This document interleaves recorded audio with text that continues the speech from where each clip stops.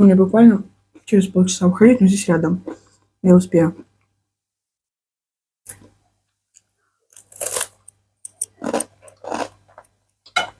Я вчера сделала замеры. Я несказанно рада.